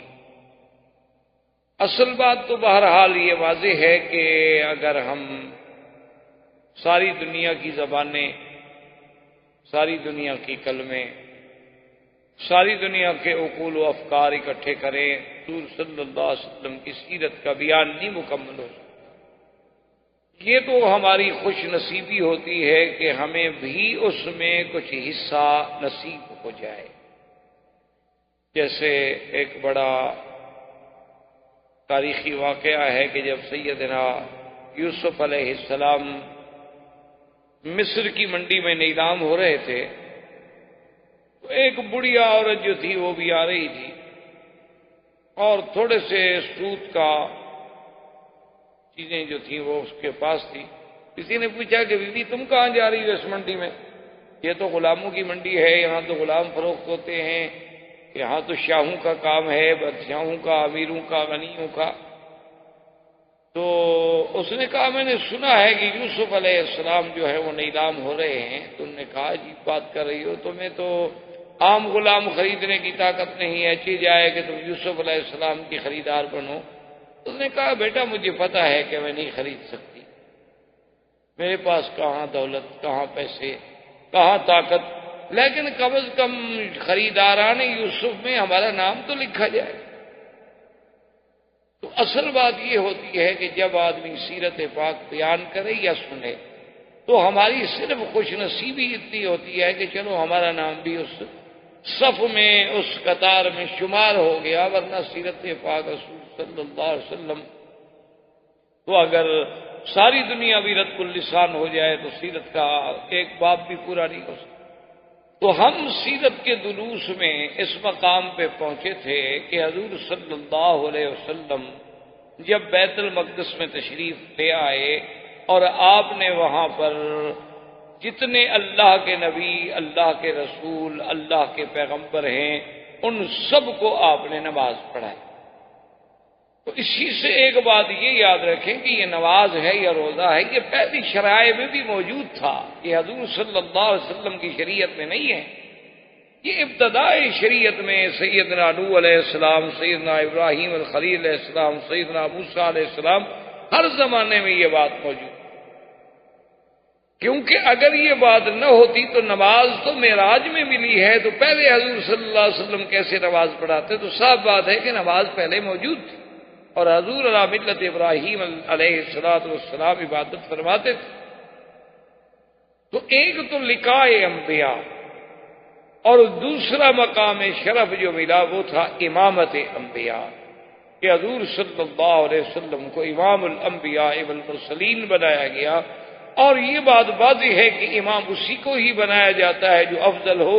ہاں یہ الگ بات ہے کہ کبھی کبھی مفضول بھی امام بنتا ہے، ورنہ قاعدہ جو ہے اصولی اور اساسی کہ وہ امام بنے گا جو سب سے زیادہ علم والا ہوگا، سب سے زیادہ تقوی والا ہوگا، سب سے زیادہ شان والا ہوگا. تو حضور صلی اللہ علیہ وسلم نے امامت کرائی.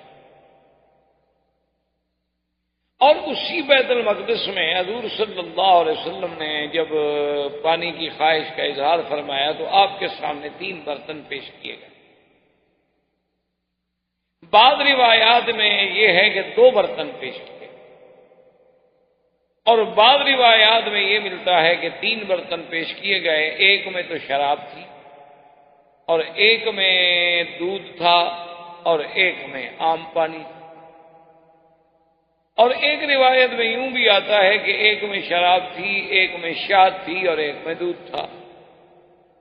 بہرحال حضور صلی اللہ علیہ وسلم کے سامنے یہ چیزیں پیش کی گئیں تو حضور صلی اللہ علیہ وسلم نے آپ نے دودھ کو اختیار فرمایا اور باقی برتن جو تھے وہ واپس کر دیے. تو جبریل علیہ السلام نے حضور کو مبارک پیش کی کہ یا رسول اللہ صلی اللہ علیہ وسلم آپ کو مبارک ہو کہ اخترت الفطرت کہ آپ نے وہ چیز چنی ہے جو انسان کی فطرت سے تعلق رکھتی ہے. اگر خدا نہ خواستہ آپ شراب والا برتن لے لیتے تو غبت امتوں کا آپ کی امت تو پوری کی پوری گمراہ ہو جاتی اور ڈوب جاتی. لیکن آپ نے دودھ کو اختیار فرمایا ہے اور دودھ جو ہے یہ انسان کی فطرت سے تعلق رکھتا ہے. اسی لیے یہ اتنی بڑی نعمت ہے کہ اللہ تبارک و تعالیٰ نے بچے کے پیدا ہونے کے بعد اس کے لیے جو غذا تجویز فرمائی ہے وہ دودھ ہے. ورنہ اللہ قادر تھے اور غذائیں بھی دنیا میں ہو سکتی تھی. اور اسی لیے میرے آقا سرکار دو عالم صلی اللہ علیہ وسلم کی حدیث مبارک ہے کہ جب کوئی آدمی آپ کو دودھ پیش کرے تو انکار نہ کرے، اس کو رد نہیں کیا جاتا. ایک خوشبو ایسی چیز ہے کہ کوئی آپ کو ہدیہ کرے تو آپ اسے رد نہیں کر سکتے، اور ایک دودھ ایسی نعمت ہے کہ اگر کوئی آدمی آپ کو پیش کرے تو آپ اس کو رد نہیں کر سکتے، اس کو ٹھکرا نہیں سکتے۔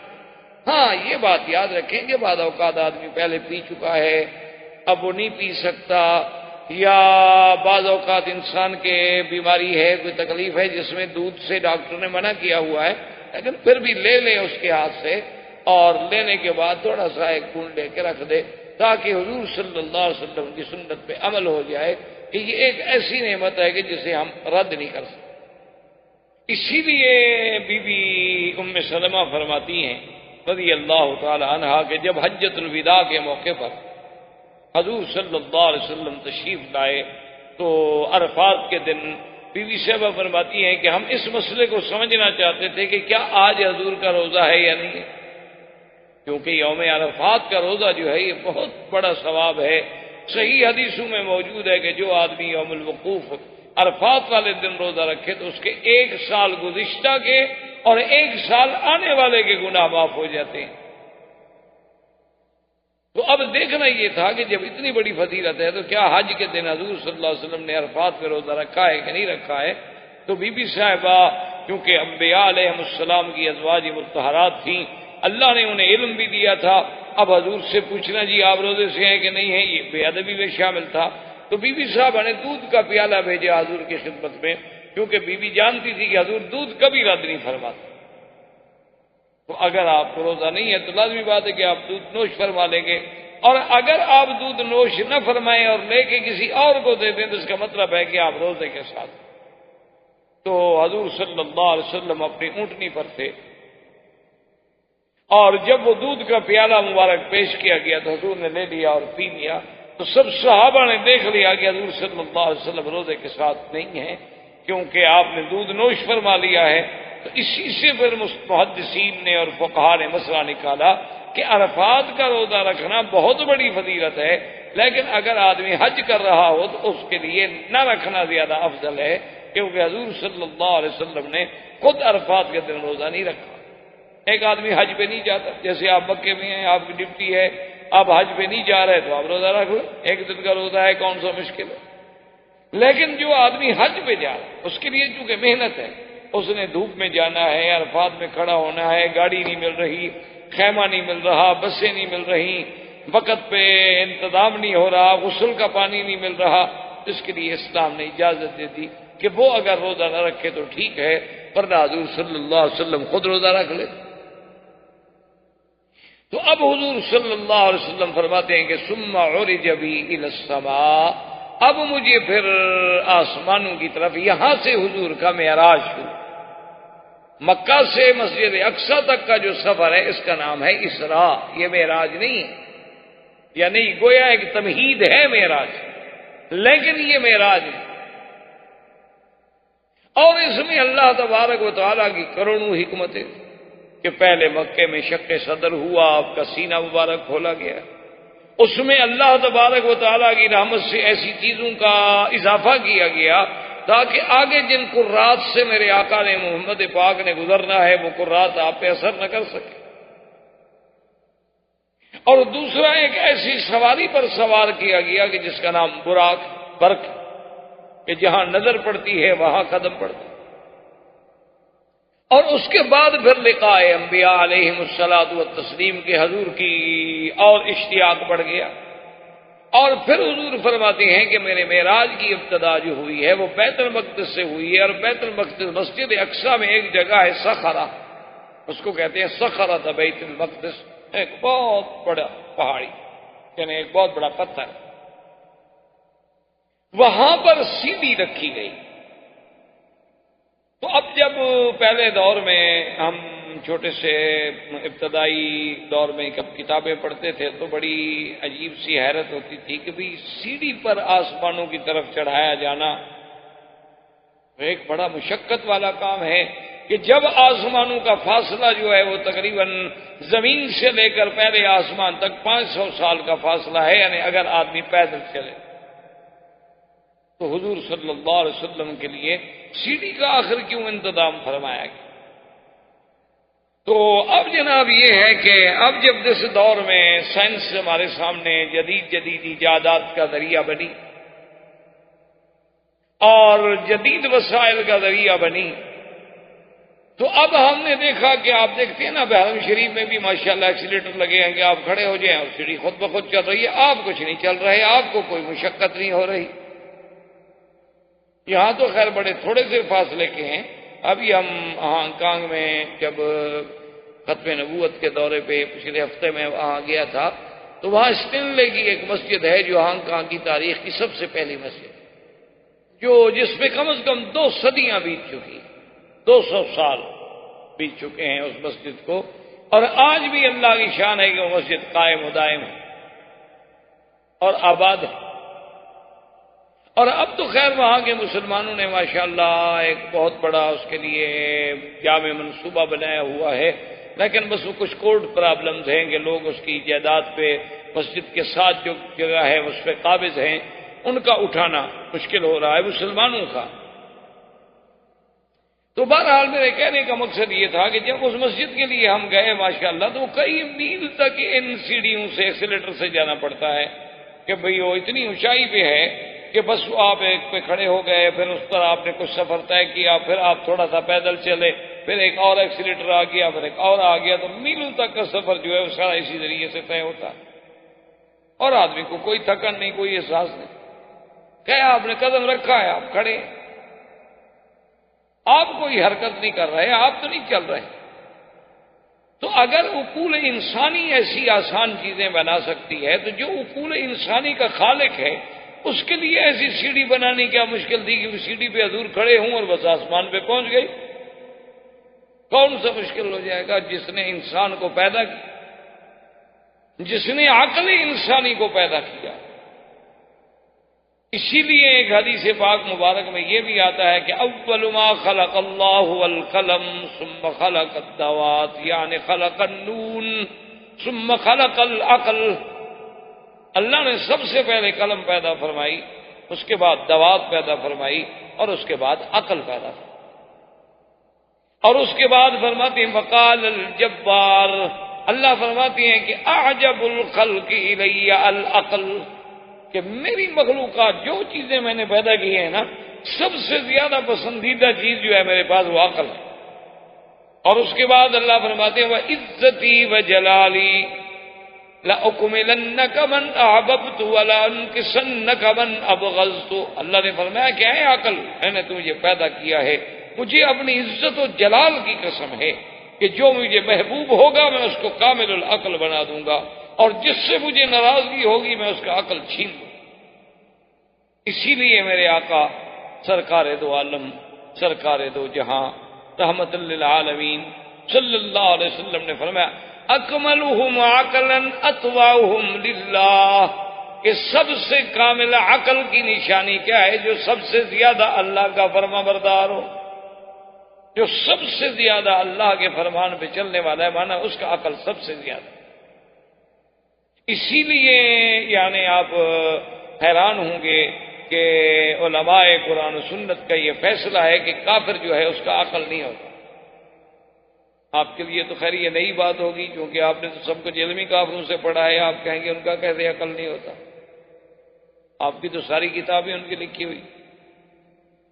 تو اصل بات یہ ہے کہ یہ قرآن کا فیصلہ ہے اور نص قطعی ہے کہ قیامت والے دن جب کافروں کو جہنم میں ڈالا جائے گا اور ان کو ملائکہ کہیں گے کہ بدبختو تم جہنم میں جا رہے ہو، تمہارے پاس کوئی ڈرانے والا نہیں آیا، قالوا لو كنا نسمع او نعقل ما كنا في اصحاب السعیر، تو کافر کہیں گے کہ ہائے کاش ہم نے ان آنے والوں کی بات سنی ہوتی یا کچھ عقل سے کام لیا ہوتا تو ہم آج جہنم میں نہ ہوتے۔ تو لہذا جو جہنمی ہے، جو کافر ہے، وہ عقل والا کیسے ہو سکتا ہے؟ احباب کرام، اس کے بعد اب آپ اس مبارک سلسلے کی CD نمبر 12 سماعت فرمائیں۔